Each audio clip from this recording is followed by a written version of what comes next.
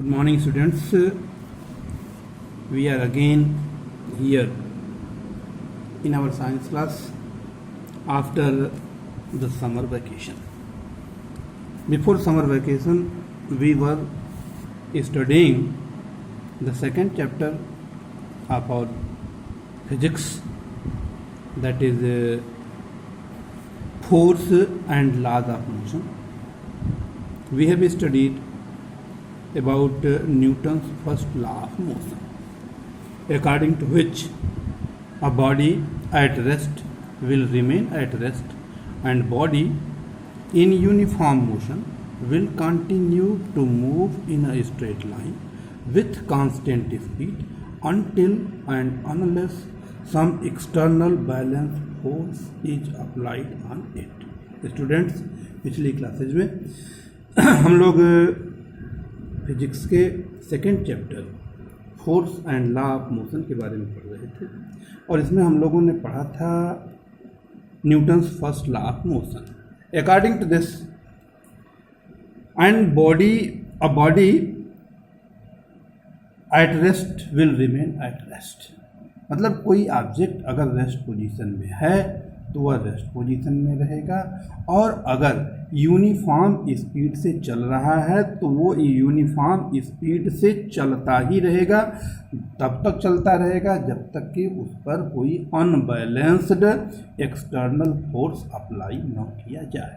कहने का मतलब यह है कि a body can never change its position itself और a body resists to change its position of rest or of uniform motion।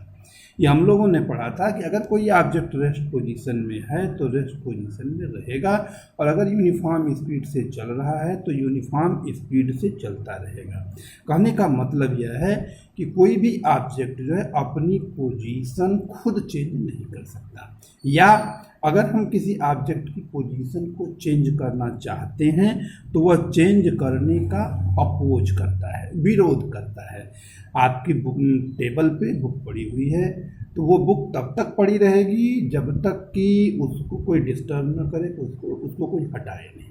Suppose कि आपकी बुक पे आपके टेबल पर आपकी बुक पड़ी हुई है, आपका बैग पड़ा हुआ, दो चीज़ें पड़ी हुई हैं। अगर इसकी पोजीशन को हम चेंज करना चाहते हैं तो बुक की पोजीशन को चेंज करने के लिए, बुक को हटाने के लिए हमें कम फोर्स की ज़रूरत होगी और आपके बैग को हटाने के लिए ज़्यादा फोर्स की ज़रूरत होगी। ऐसा क्यों है? क्योंकि बैग जो है वो ज़्यादा भारी है और तो ये ज़्यादा रेजिस्ट करेगा और बुक जो है आपका कम रेजिस्ट करेगी। इस प्रॉपर्टी को इनर्शिया कहते हैं। मतलब कि inertia is the property of the body to resist any change in its state, या दूसरी डेफिनेशन में हम लोग लिख सकते हैं कि the inability of a body to change its position of rest or of uniform motion in a straight line on its own is called inertia. We can also say inertia of an object is its property to resist any change in its position of rest or of uniform motion. Inertia is measured by the mass. The object which have greater mass has greater inertia. Inertia of a body is measured by the magnitude of the force required to change the state of body. Means inertia किसी object का ज़्यादा होगा अगर उसका मास ज़्यादा है और अगर उसका मास कम है तो इनर्शिया ज़्यादा होगी। You can see here if a body is heavy larger force is required to change its state and hence greater is its inertia. Now types of inertia. Inertia can be classified, there are three types of inertia: inertia of rest, inertia of motion and inertia of direction. Inertia of rest, you are given the example, the definition. It is the tendency of a body to oppose any change in its state of rest, or its inability of a body to change its state of rest on its own. We have too many examples of inertia in our daily life. For example, you can see here, when the branch of a tree is shaken, then some of the leaves fall down. It is because on shaking the branch of a tree, it comes in motion, but the leaves tends to remain in the state of rest, and hence the leaves get detached, separated from the branch and fall down. मतलब कि ये simple सा example है, हम अपनी daily life में देख सकते हैं कि जब अगर हम पेड़ की डाल को हिलाते हैं, ब्रांचेस को हिलाते हैं, तो पत्तियां और फल उसके टूट करके गिर जाते हैं.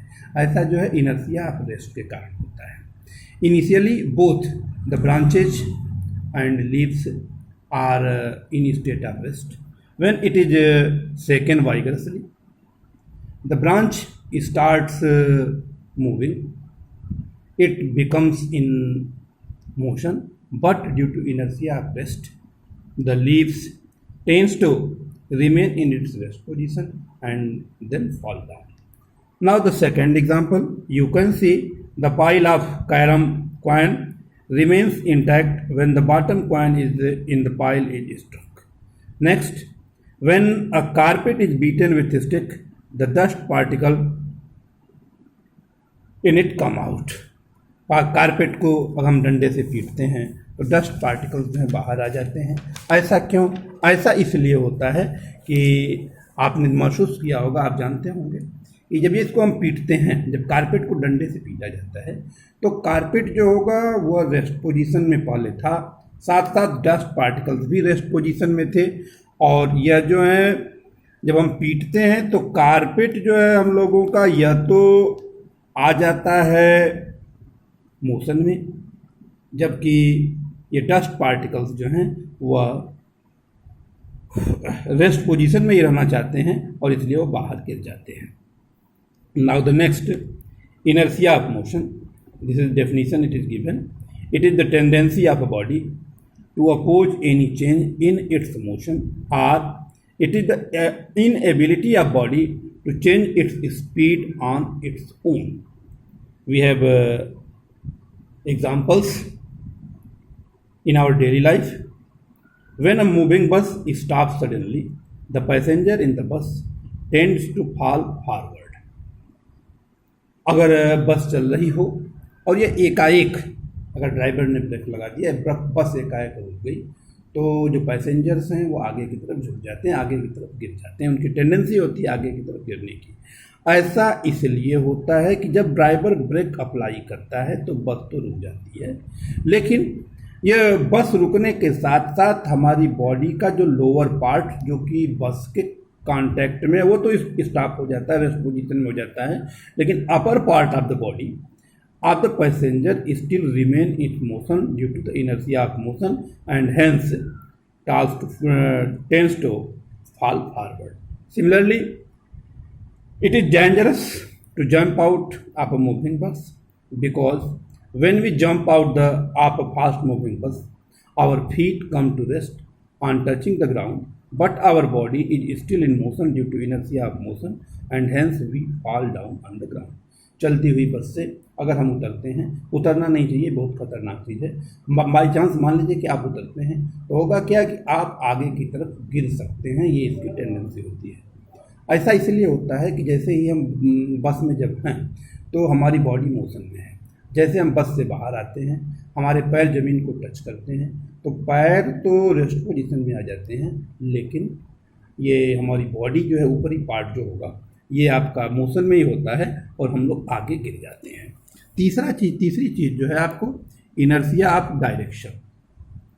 Inertia of direction is the tendency of a body to oppose any change in its direction of motion or its inability to change its direction of motion on its own. The definition is given here.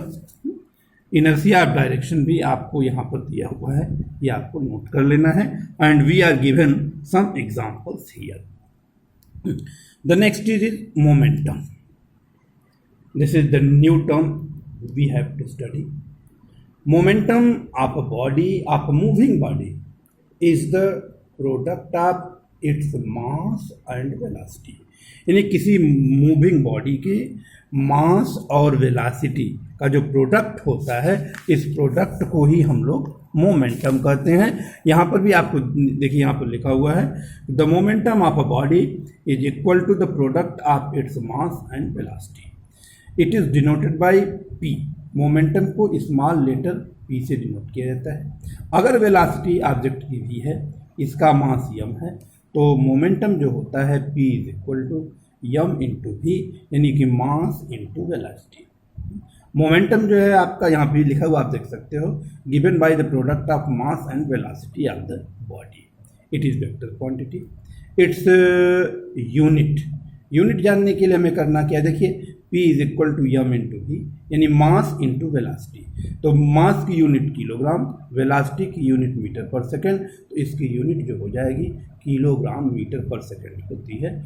और अगर कोई body rest position में है, मतलब कि v की value अगर 0 है, तो मोमेंटम 0 होगा। कहने का मतलब यह है कि मोमेंटम तभी होगा किसी बॉडी में जबकि वह रेस्ट पोजीशन में होगा। तो स्टूडेंट्स, आज हम लोगों ने क्या क्या पढ़ा है उसी का नोट बनाना है आपको क्लास वर्क के रूप में।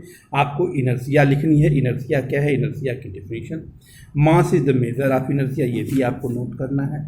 हम लोगों को टाइप्स ऑफ इनर्शिया नोट करनी है। 3 तरह के होते हैं, inertia of rest, inertia of motion and inertia of direction. तीनों की अलग अलग डेफिनेशन आपकी बुक में दी गई है, ये कंटेंट में हम आपको दे रहे हैं। Inertia of rest definition and at least 2 or 3 examples here are given। inertia of motion भी आपको यहाँ पर दिया हुआ है, इसकी भी डेफिनेशन लिखनी है आपको और एग्जांपल्स लिखने हैं। और इसके बाद जो है नोट्स बनाने हैं आपको इनर्शिया ऑफ डायरेक्शन के लिए with the example. And at last we have to write momentum। what is momentum? Definition of the momentum, its a unit, its formula, and that's all for today। you have to make the notes। सबसे पहला काम, you have to watch the video and after some time you will have your homework। thank you।